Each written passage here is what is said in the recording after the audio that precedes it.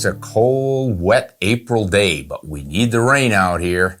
And it gives me an opportunity to talk to you and do a little video. Now, I did a recent video on the 30-06 as sort of the versatile cartridge.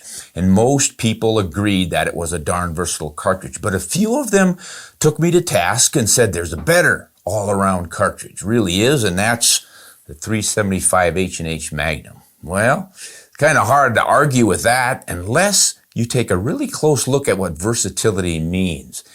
And when I did, I still came up in favor of the 30-06. So let's just talk about this and see why I think the 30-06 might be a more versatile cartridge than the 375. Now, the 375 Holland & Holland Magnum came out in 1912. That's 6 years after the 30-06. So it's actually a younger cartridge, but boy, oh boy. This thing went on to create quite the family, and I think most of us realize that the 270 was used as a parent cartridge for making a lot of other cartridges.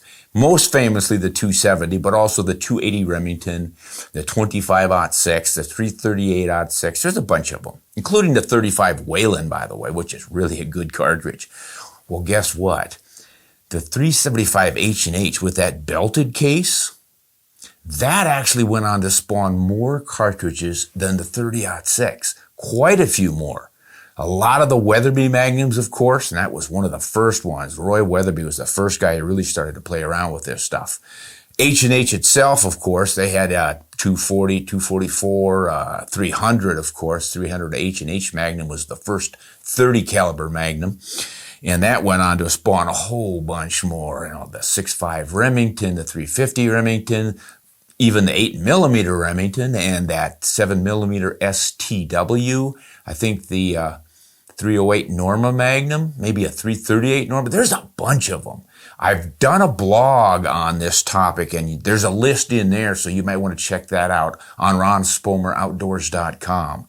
The 375 H&H compared to the 30-06 as a versatile cartridge. So we've got this beautiful case that's been around for a long time, and it has the famous belt on it. And of course, in the 20th century, guys were thinking that that belt really signified a strong case, and that's why it was a Magnum. You needed that extra metal around there to hold in all the pressures. Well, as I've said before, and most of you probably already know, that has nothing to do with holding the pressures in. That is simply for head spacing. You've got to stop that cartridge when you put it into the chamber from continuing to move deeper into the chamber. Something has to stop it. And on a 30-06 and most of our bottlenecked cartridges, that is the shoulder. The shoulder slams up against the mirrored image inside, bam, and that's all the further it can go. So you've got it in the perfect position. The firing pin can strike and get a good firm strike on that primer and set it off. Well, as you can see, there's not much of a shoulder on this guy. Just look at that little bit of a slope right there, and they feared that that might not stop inside the chamber. So they wanted to stop it somehow. Well, back in the old days, they had rimmed cartridges where the rim actually stuck out past the body of the case, and that's what they head spaced off of. That's what stopped it from going into the chamber too far. Well, they didn't want that on this one for some reason, probably because it wouldn't work well in a bolt-action rifle in a stacked magazine. So they put this little bit of a rim right here that ended up being called a belt, but that's for head spacing. At any rate, boy, through pretty much the middle of the 20th century, that belt signified a Magnum. Anybody made a cartridge with that belt off that 375 or the 300 H&H, and they were making a Magnum, and they generally called it a Magnum too. So that got quite a reputation. Now, the cartridge itself was placed on the market to compete with a 9.3 that the Germans had put out in a Mauser. I'm forgetting what it was. I think it was a 9.3 by 74 Mauser. And that is roughly doing what this 375 H&H is doing. And it was a popular medium cartridge in Africa and in India. In those days, people were going over there because there were all these big animals. And as communities were growing, you were getting leopards and lions eating people and elephants stomping on grain fields and huts. And I mean, the Brits especially were over there shooting a lot because it was just a pioneering effort. You know, it sounds terrible today, but anytime a people moves into an area that's overrun with big animals, like the western U.S. with bison, we wouldn't have had too many western communities and farmers and ranchers if we'd have had 40 million bison running around. So, although I'd rather have a lot more bison than we have now, this is just the way the world works with so-called progress. At any rate, with all the farmers over in Africa, as well as the game controllers having to take care of problem animals, that 375 was in big demand. It wasn't as expensive to pay the ammunition charges and haul all that weight around as the bigger bores, the 450s and the 500s. But it did prove powerful enough. It'll generate over 4,000 foot-pounds of energy, and it proved really effective on lions and buffalo and quite well on elephants as well, and hippo, and just a lot of the animals that they were taking care of. So the sportsmen started carrying it as well because it was an easier cartridge to shoot. Didn't recoil as much as the really big stuff. Now, I know a lot of us think the 30-06 kicks too much. You step up to this guy and you're almost doubling the recoil in the same weight rifle. So, yeah, there was a bit of recoil, but, back in the day when men were men, they could handle that 375 pretty easily. And it's really not that bad. It's got a nice push to it. It's definitely good and solid, but you can learn to shoot and handle that recoil pretty well. So, what about this versatility business? Now, we know it's just been a great cartridge for big game, but it was never considered the top-of-the-line dangerous game cartridge because it just didn't have enough horsepower or diameter in the bullet. You don't have a 45 or a 50 there. It's just a 37. So, yeah, you've got to shoot pretty precisely to make that work. But then the same argument goes for the 30-06, and even more so. Because with that one, you're just beating 3,000 foot-pounds of energy, and that's only a 220-grain bullet compared to a 300-grain bullet on the H&H. So there are your dangerous game loads. Now let's look at some numbers on that. The 300-grain bullet out of that 375 H&H can get pushed out at about 2,550 feet per second. And that's just about the same that you can do with the 30-06 with a 220-grain bullet. So those will be our comparisons for dangerous game performance. And you can look on the charts that we flash up on the screen and follow the numbers. So the 375 is leaving the station 2550. That's our launch velocity. Generates 4,332 foot-pounds of energy. That's some dope right there, guys. Now, I zeroed that at about 215 yards, I think. So you can see at 200, it's just a little bit high yet. And then at 225, it's a little bit low. But we don't care too much about those longer range shots in this one. This is dangerous game. You're generally getting really close. They always like to get real close and then a little bit closer when you're going after dangerous game, just because it makes for a safer shot, much easier to hit your target when you're close, and you've got maximum energy left in that bullet. You're not wasting it pushing a lot of air over a couple of 100 yards. So, we're mostly concerned with what that bullet's going to do inside of 100 yards. And you'll see there that at 100 yards, you're not too worried about the elevation. I've got it cranked up to about 3 inches at a peak, but for really dangerous game hunting, you would probably dial that down. Be more like dead on or an inch high at 100. But the energy is what we're concerned with. We want to stop that charge. 3,632 foot-pounds of energy remaining at 100 yards. But boy, with that 4332 right there at the muzzle out to 50 yards, you're still almost at 4,000 foot-pounds. That's a lot. And that's obviously why they appreciate it. Now let's compare it to that poor 30-06 with that little 220-grain bullet. That's cranking out 3,177 foot-pounds of energy, which is pretty substantial. And at 50 yards, it's down to 2877. So you're looking at a pretty significant difference of about 1,000 foot-pounds of energy. Yeah, I'd have to give it to the 375 H&H on this one. Definitely that's the one you want for really dangerous game. Now, what's going to happen though for the bulk of your hunting? Most of us aren't going to Africa every other month to hunt buffalo, right? But we're doing a lot of deer hunting, elk hunting, moose. We might go to Africa for a plains game hunt, and you're going to be looking at antelopes anywhere from a 10-pound dik-dik up to a possibly 2,000-pound eland. you're getting some pretty good sized antelope over there.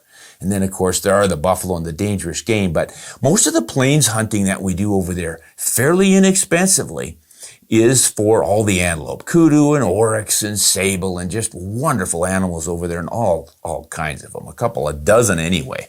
And it's a fun hunt. So we've always gone over with 30-06s, but we've also taken 375s. My wife really likes that one. I've generally gone with a 458 lot or 416 Rigby or something, but we've done the 30-06 quite successfully on the bigger antelope. Betsy took a big old eland bull with a 30-06 and a 180 grain bullet. It was a federal, and one shot through the shoulders did him in. And I can't complain about that one. I don't know what the 375 would do any better than that. And we've done wildebeest, what's right on the table here. This is a wildebeest we took with a 30-06. And that's a big animal. They'll go 700 pounds. Kudu are about the size of an elk. So yeah, the 30-06 can work on that. And we were generally using 180 grain bullets for that stuff. So let's just see what this average hunting we're going to be doing with our rifles is going to require. Now, on a 375, I would step down to about a 260, 250, maybe 270 grain bullet. And that puts it in about the same category as the 30-06 with probably 165, 168 grain bullet. So I would consider that a pretty good all-round load for the 30-06. I would hunt my deer with it, sheep, and step up into elk with a good bullet. Not a problem. So let's just see what our ballistics are going to be like between the two of them with those bullets. So we have a 260 grain bullet into 375, and I think I used a partition. So you can see on the chart there what the ballistics coefficient is on that, 0.473, pretty good. Compare that to the 30-06 with 165 grain bullet, and it's 0.475. So those two are almost spot on. Now let's look at our velocities. I got 2,750 feet per second out of the 375, but I got 2,900 feet per second out of the 30-06. That might be a little bit generous, but you can generally get there. So what are the differences? Well, you can see the energy differences right there at the muzzle are, again, 1,300 foot-pounds advantage to the 375. But I don't think 3,000 foot-pounds is too little energy for any of these animals out of that 30-06. Now, we're going to be shooting downrange a lot more than with the dangerous game bullet, so let's step out. At 100 yards, you've still got 3,785 foot-pounds in that 260 coming out of that 375. Nobody's going to complain about that except for the animal you hit. Well, what's the 30-06 doing? Still carrying 2,680, more than enough. You know, a lot of guys will say an elk should have a minimum impact energy of 1,500 foot-pounds. I don't necessarily subscribe to that exactly, but it's not a bad benchmark. So let's slide down the scale on this distance and see where our 30-06 runs out of steam. Whew, at 450 yards, we're still over 1,500 foot-pounds of energy. So I don't think you can complain too much about that 30-06. What have we got out of that 375? Well, we're well past 500 yards here. We're still at 2,000 foot-pounds. So the 375 will definitely carry the horsepower out there. Not a bad option if you can handle the recoil. And that's always a concern for a lot of folks. Once again, I know small frame shooters and lots of women will take that 375 all day and they shoot very well with it. And that just tells me that you can learn to tolerate the recoil. And it's not so much tolerate it as learn to handle it. And I think someday I'm going to try to do a video that gives you a rough idea of how to do that. I'm not saying I'm an expert on it. I sort of grew into it as I started hunting as a boy, and I just got larger rifles as I went along. I don't know, I just learned to stop flinching.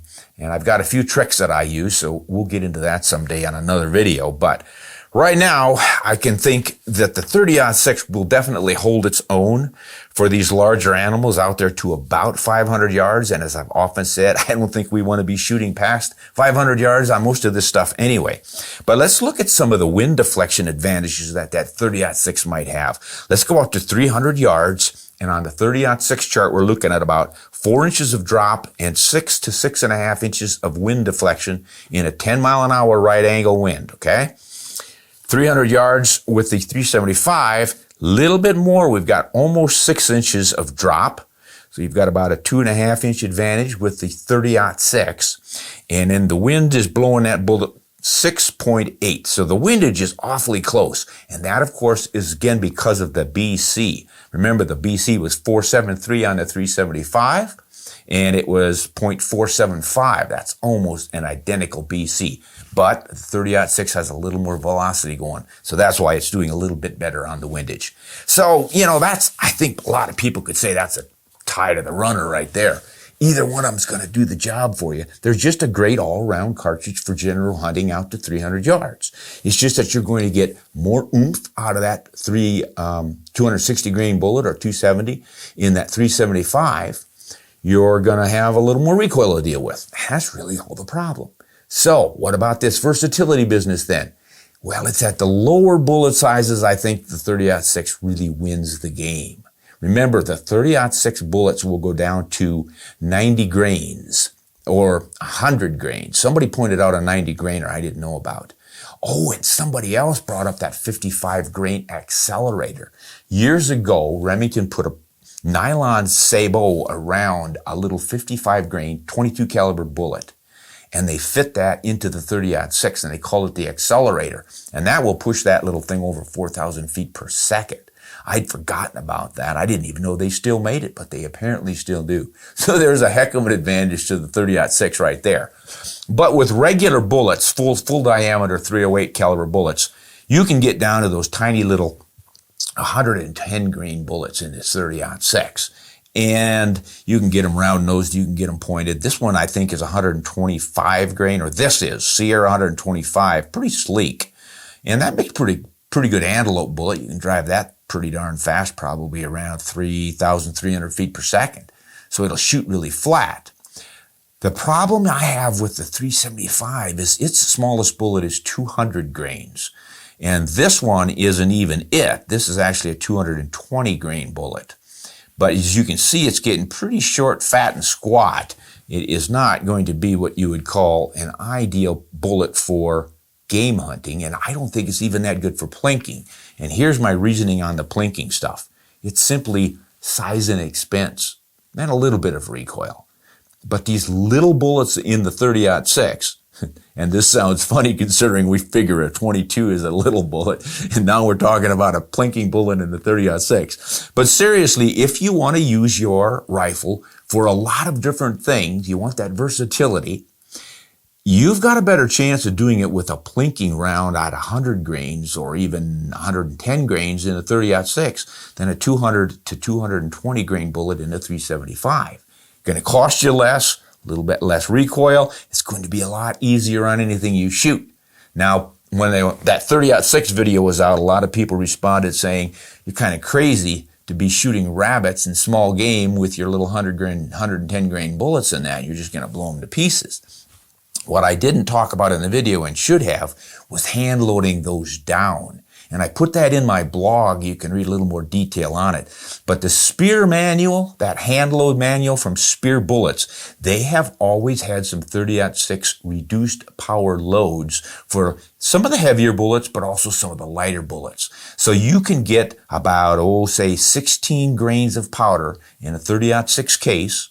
Put that little 100 to 110 grain bullet on top and probably drive it about 1,500 feet per second. And that's about the speed of a 22 Viper or Stinger or some of those high velocity 22 loads, right? But of course, there's more bullet weight, so you're going to have more energy. But at that slower velocity, I'm willing to bet that bullet is not going to do much damage. You're going to poke a hole through that animal. So it'd be great for head shooting small game. And of course, you can speed those things up to normal speeds and have a heck of a varmint bullet as well. There are a lot of folks who hunt running jackrabbits for training, and they'll shoot a 110 grain bullet at 3,300 feet per second. Great for coyotes. Just a lot more options, and I just don't think you get that in the 375.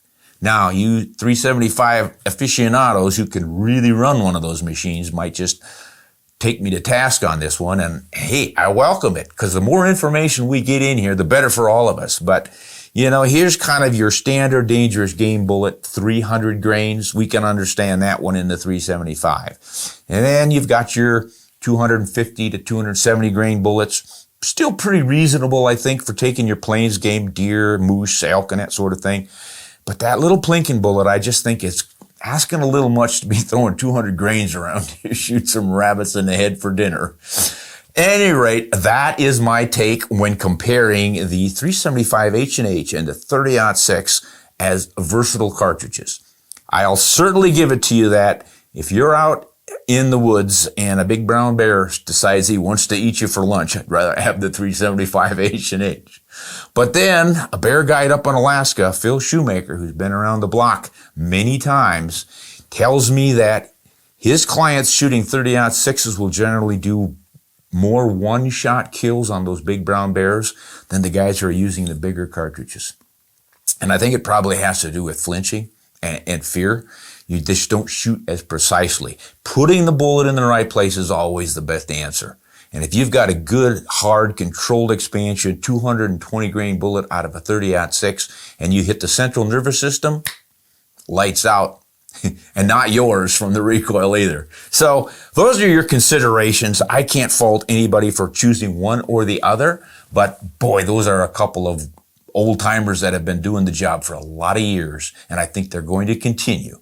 They've just proven themselves time and time again. 30-06, 375 H&H, two early 20th century rounds that are still with us, and I think will be for a long time to come. Hey, thanks for watching once again. I really appreciate it. You can subscribe to our channel, and if you'd like to help out, you can join our Patreon community. Our patrons make these broadcasts possible. Betsy and I sit up here and spend hours and hours scratching our heads over what to talk about, and then we drag out some cartridges and we come up with this. So if you can help us in our endeavors, we would really appreciate it. And you can check us out on RonSpomerOutdoors.com for the blogs and all sorts of other information. And we've got exciting guest authors writing on there now too, so you don't just have to read me all the time. You can see what else is going on in the world. We're getting some young blood in there, so... So we invite you to do all of that. And of course, when you're out there, always hunt honest and shoot straight.